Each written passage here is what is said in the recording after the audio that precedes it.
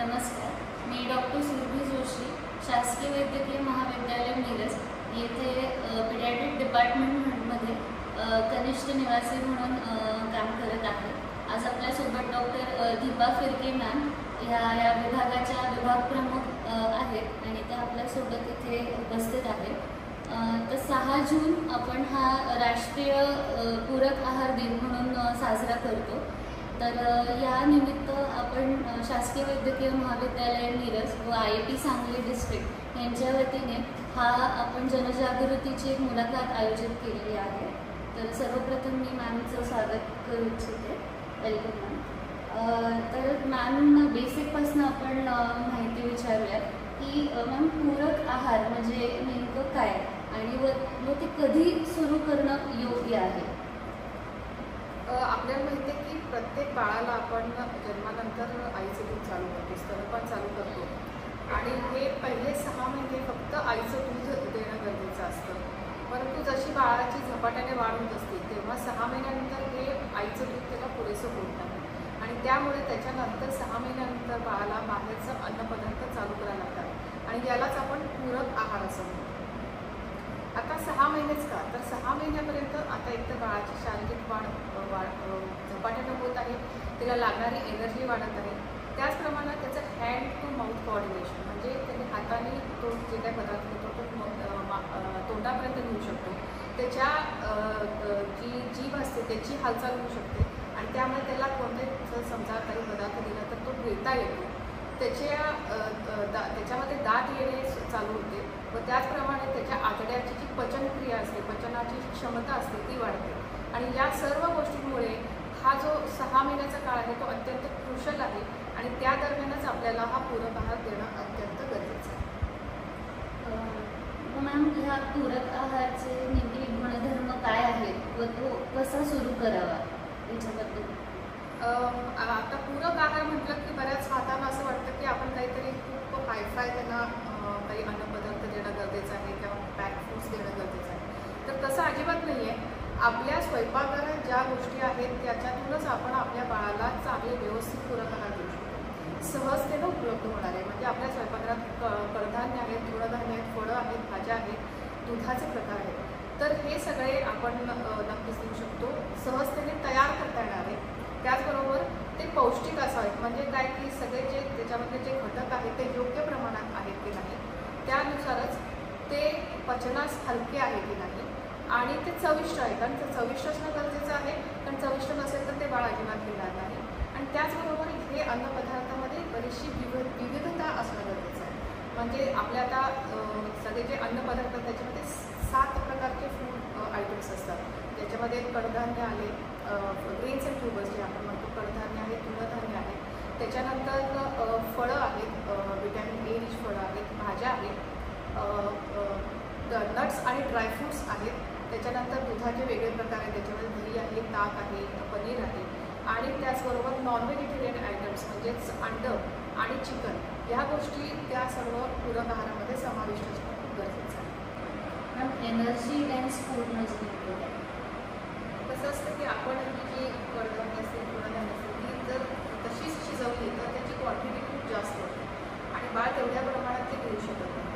त्यामुळे आपण काय करू शकतो की अशा याच्यामध्ये क्वांटिटी तर आपल्याला कमी द्यायची आहे, पण त्याची एनर्जी जर वाढवायची असेल तर त्यामध्ये आपण तूप घालू शकतो किंवा गूळ घालू शकतो, अशा प्रकारे त्याची कॅलरी व्हॅल्यू आपण वाढवू शकतो। तसंच काही आपण गोड आणणं किंवा माल्टिंग म्हणून एक प्रोसेस आहे, तर ती केल्यास आपल्या त्याच पदार्थामध्ये उष्मांक कॅलरीज वाढवू शकतात। आता माल्टिंग म्हणजे काय, तर तुम्ही एखादं कडधान्य घेतलं तर ते तुम्ही त्याचं मोड आणून पूर्ण उन्हात वाळवायचे आहे आणि नंतर ते कडक उन्हात वाळवल्यानंतर त्याचं मिक्सरमध्ये पावडर करून ते जर शिजवलं तर ते शिजल्यानंतर त्याची क्वांटिटी कमी होते आणि ते पचण्यास पण हलकं होतं, त्याच्यातला प्रोटीन कंटेंट हा खूप डायजेस्टिबल असतो आणि आजारामध्ये असे हे पावडर्स देणे खूप गरजेचे आहे, कारण त्याच्यामध्ये अमायलेट्स जे स्टार्च असतं ते डायजेस्ट होतं। त्यामुळे मग ह्या गोष्टी केल्यास आपण त्याच अन्नपदार्थाचा उष्मांक वाढवू शकतो आणि ह्यालाच एनर्जी डेन्स फूड असतं। मॅमने आता सांगितले की कुठले पदार्थ याच्यात समाविष्ट झाले पाहिजे, तर तसेच कुठले पदार्थ आपण टाळण्यात यावे हे आपल्या ह्याच्याबद्दल काही माहिती आहे? त्या अगोदर आपण काय द्यावं ते बघूया, काय द्यायचं नाही ते आपण नक्कीच चर्चा करूया.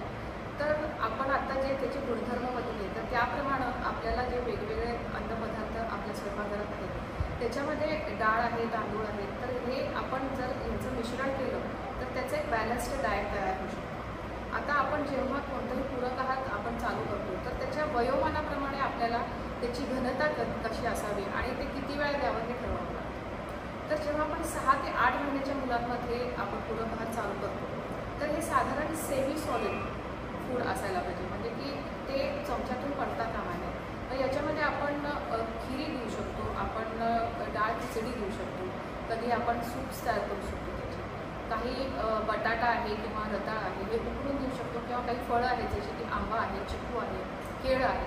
तर अशा गोष्टी आपण साधारण 6 ते 8 महिन्यात देऊ शकतो. त्याच्यानंतर थोडंसं मूल जसं मोठं होईल तेव्हा 8 ते 10 महिन्यात बाळात थोडंसं घट्टसर असं आपण अन्न देऊ शकतो. आणि त्याच्यामध्ये आपण त्याला बऱ्याचशा गोष्टी हातात देऊन, कारण आता बाळाचे दात येणं चालू झालेलं असतं, त्यामुळे मग त्याला आपण काही गोष्टी हातात देऊन त्याला खाण्यास आपण एनकरेज करू शकतो. आणि साधारण 1 वर्षापर्यंत बाळाने फॅमिली पॉट फीडिंग म्हणजे आपण जे जेवतो ते बाळाने खाणं योग्य ठरतं. आणि अशावेळी त्याची वेगळी ताटली करावी आणि त्याला स्वतःहून खाण्यास आपण जास्त एनकरेज करावं. आणि त्याचप्रमाणे आपलं जेव्हा आपण हे अन्न देत असतो तेव्हा आपण बघायला पाहिजे की हे रिस्पॉन्सिव्ह फीडिंग. आता रिस्पॉन्सिव्ह फीडिंग म्हणजे काय, की जेव्हा बाळ स्वतःहून मागतं तेव्हाच त्याला जबरदस्ती करू नये, कारण त्याच्यासाठी फीडिंग टाईम हा एक आनंददायक अनुभव असणं गरजेचं आहे. आणि त्याचबरोबर आईनं पूर्ण त्याला तो त्याप्रमाणे वेळ देणं गरजेचं आहे. बरेचदा मी मातांना बघितलेलं आहे की त्याला अन्न खाऊ घालताना एकतर मोबाईल त्याच्या हातामध्ये असतो किंवा TV समोर असतो. तर असं करू नये. त्यांच्यासाठी त्या दोघांसाठी तो अत्यंत महत्त्वाचा वेळ आहे आणि त्यामुळे त्याला थोडंसं गोष्टींमध्ये गाण्यांमध्ये गुंतवून त्यांनी जर त्याला अन्न देण्यास सुरू केलं तर ते नक्कीच हे बाळ व्यवस्थित करू शकतं. आणि जे आपण म्हणतो की पिकी इटर्स म्हणजे बऱ्याच मातांना असं असतं की आपलं बाळ खात नाही, तर हे आपण टाळू शकतो.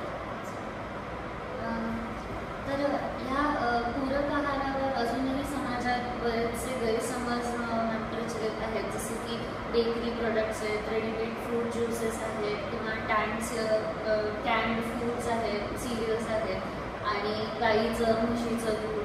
तर ते किती प्रमाणात द्यावं किंवा ते देणं योग्य आहे का नाही याच्याबद्दल काही माहिती आहे? तर जसं आपण माहिती कोणते पदार्थ द्यावेत तसेच कोणते पदार्थ टाळावेत हे सुद्धा आपल्याला माहीत असणं गरजेचं आहे. तर बऱ्याच माता बेकरी प्रोडक्ट्स देतात ज्याच्यामध्ये मैदा आहे, बिस्किट आहे, ब्रेड आहे, केक्स आहेत, चॉकलेट्स आहेत. तर अशा गोष्टी ह्या पूरक आहारामध्ये समाविष्ट नसतात, कारण मैदा हा पचायला खूप जड जातो. तसंच रेडीमेड फ्रूट ड्रिंक्स जे असतात तर त्यासुद्धा तुम्हाला जर फळ द्यायचंच असेल तर ते अखंड फळ द्यावं, कारण त्याच्यामधून त्याला फायबर मिळू शकतो. त्यामुळे फ्रूट ज्यूसेस देणं टाळावे. त्याचबरोबर जर तुम्ही त्याला तळलेले पदार्थ जास्त जर दिले, जसं की आता बऱ्याचदा कुरकुरे वगैरे असे जे प्रकार आहेत तर त्याच्यामध्ये ट्रान्स फॅट त्याला खूप जास्त प्रमाणात जाऊ शकतं आणि ह्याचा त्या बाळाच्या वाढीवर तिथे परिणाम होतोच, पण नंतर तरुण वयात या मुलांना हार्ट डिसीज, हायपरटेन्शन, डायबिटीज असे आजार होऊ शकतात. त्यामुळे आणि तसंच जे किंड किंवा जे प्रिझर्वेटिव्ह घातलेले हे असतात काही मार्केट ब्रँड्स आहेत तर तसे सुद्धा दिल्यास त्याच्यामध्ये प्रिझर्वेटिव्ह आणि केमिकल्स असल्यामुळे ते बाळासाठी योग्य आहे. सो एक थोडक्यात जर याचा सारांश सांगायचा असला ना तर काय महत्त्वाची काळजी मातांनी घेतली पाहिजे आपल्या बाळांच्या पोषणासाठी पूरक आहाराच्या ह्याच्या दृष्टिकोनातून? तर बाळाच्या आयुष्यामध्ये फर्स्ट 1000 डेज म्हणजे पहिले 1000 दिवस खूप महत्त्वाचे असतात आणि त्याच्यातले पहिले 9 महिने आईच्या पोटामध्ये असतात आणि नंतरचे 2 वर्षे खूप महत्त्वाचे असतात. आणि त्यामुळे तुम्ही जे संस्कार त्या बाळामध्ये कराल ते पहिल्या 2 वर्षातले तर ते त्याला आयुष्यभर होतात. आणि त्यामुळे हे अन्नसंस्कार खूप महत्त्वाचे आहेत. आणि तुम्ही जर त्या सर्व मातांनी जर त्यावेळेत व्यवस्थित त्या बाळाला पूरक अन्न दिलं तर त्याच्या शारीरिक वाढीसाठी तर ते उपयोगाचे आहेच, पण त्याबरोबर त्याचं पुढचं आयुष्यही त्या निमित्ताने आरोग्यदायी होऊ शकते.